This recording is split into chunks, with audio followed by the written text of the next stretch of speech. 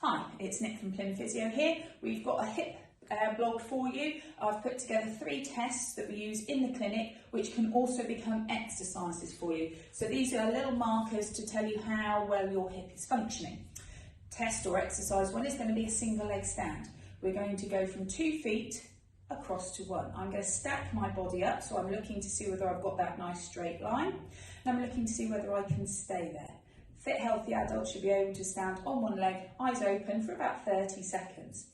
We might add in some arms up overhead to check that that body line is nice and straight. So it helps us align things and therefore also see that our hip can support us with a nice level pelvis. We aren't overwhelmed by body weight and I'm not overcooking it, all of which will change that line of force through the body.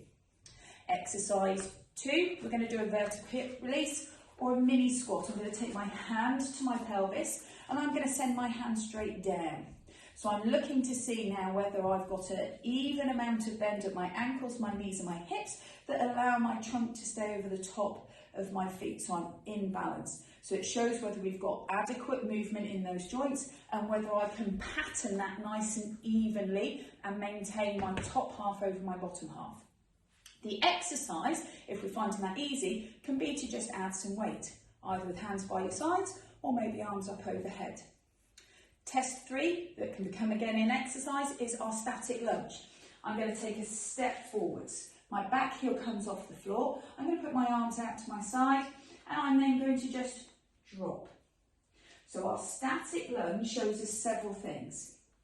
First of all, whether we've got enough bend at the front hip to allow us to go down, whether I've got enough extension at this back hip to allow that to open, so for activities such as walking, steps, stair and slope, climbing and descending.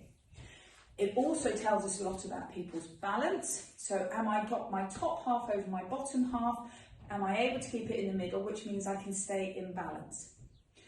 Thirdly, strength. Have I got enough strength around these sort of hip and leg muscles to lower myself down and bring myself up? And again, probably repeatedly. So if you can manage that, or even if you can't manage that, it may be worth having a play with that. You can progress on to holding some weight, either in your hands or up overhead. So there you go, there's some things that you can do yourselves to look at a few aspects of hip function. And if you think that you might need some help, please give us a ring on 656 340. You can always book in online via the website www.plymphysio.co.uk. Thank you.